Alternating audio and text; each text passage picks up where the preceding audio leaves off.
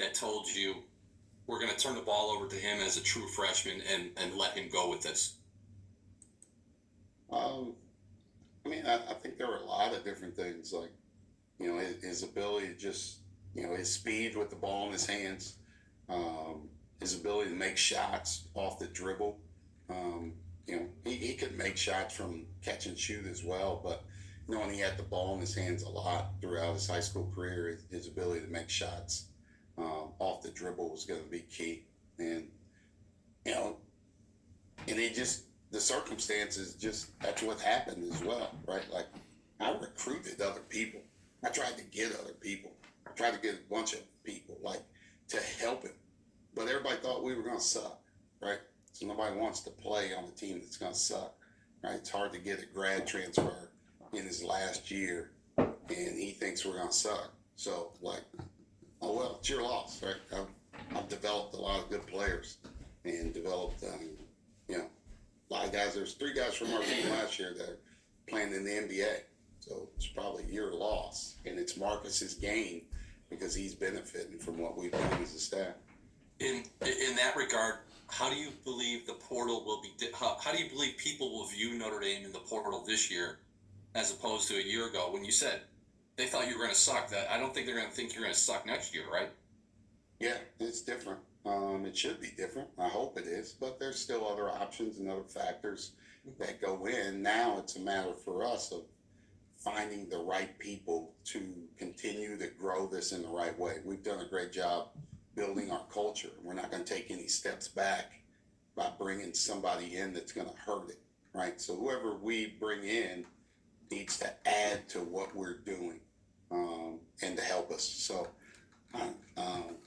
like I said, our staff, I got the utmost belief in those guys of developing players.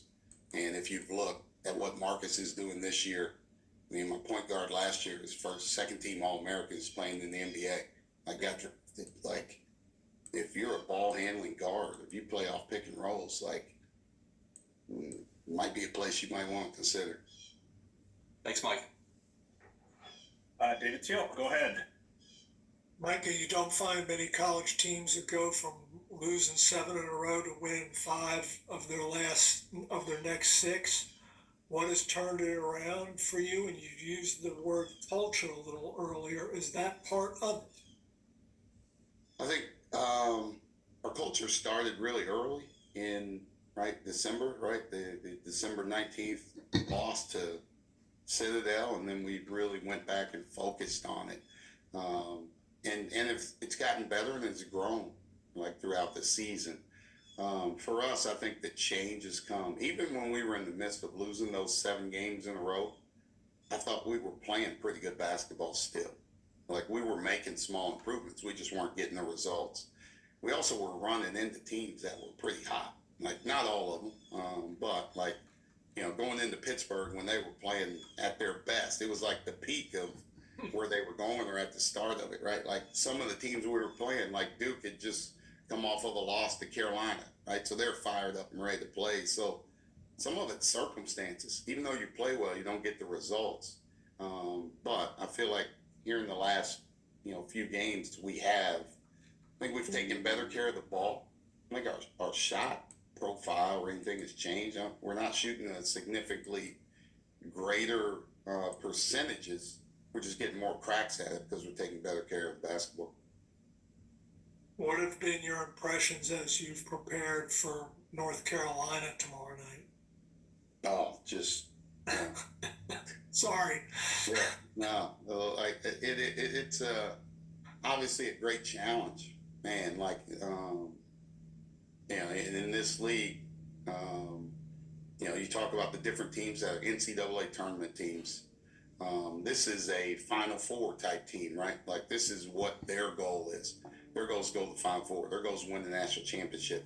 And they have the pieces to do it, right? Like, R.J. Davis has been so good. And, what he's done this season, obviously probably the front runner for Player of the Year in our conference. Baycott's had such a phenomenal career, just dominating the paint, dominating the glass. Harrison Ingram's played great. They got old veteran pieces around them. So Really, really talented team, great defensive team. I want to go in there and play our best, right? This should be a look, if you look at the numbers, at two of the best defensive teams in our league. And I hope we get a chance to slow them down. Mike Barber, go ahead. Morning, Micah. In the stretch here where you've won 5 of 6, I think 4 of them have been home wins. You talk about culture and program building. How important is getting to that point where you can win consistently away from home? I think that's always important, right? It's important for every team in America is talking about winning away from home, right? It's hard.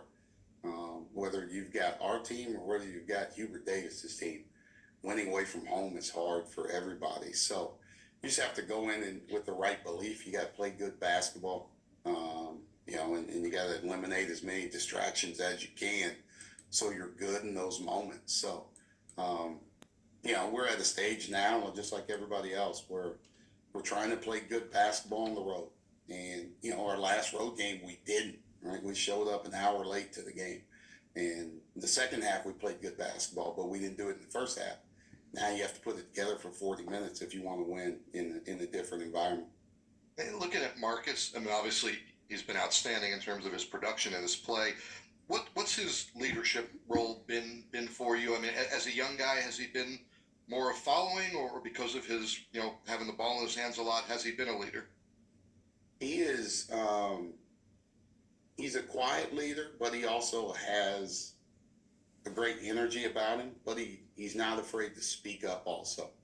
And that's the one thing is, we're so young, there's not many guys for him to follow. Right? So he has to kind of develop his style. He had to see what his style needed to be with this particular team. Like when you're so young and you have so much thrust upon you, like responsibilities, you have no choice but to lead early. And, and that's what he's done. I'm proud of what he's doing. I told him, we feed off his energy, good or bad, right? If he's got great energy, we feed off of it.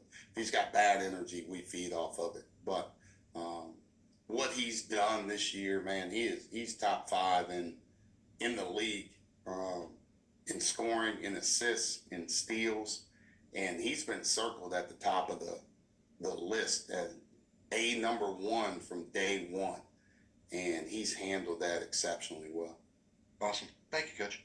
No problem. Berman, go ahead.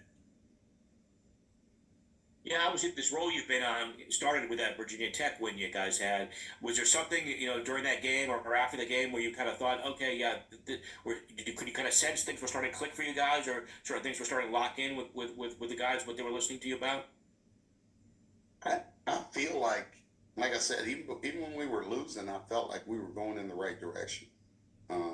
We just weren't getting the results at the end. And just a little bounce here or there. And then confidence is a crazy thing, man.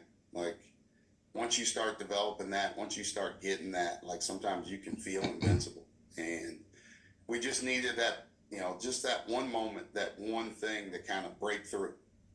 To just help reinforce that we were doing really good things. And that Virginia Tech game really helped us. And then we've kind of rode the wave since then. Thank you. Last question will come from Hank Kurz. Go ahead, Hank.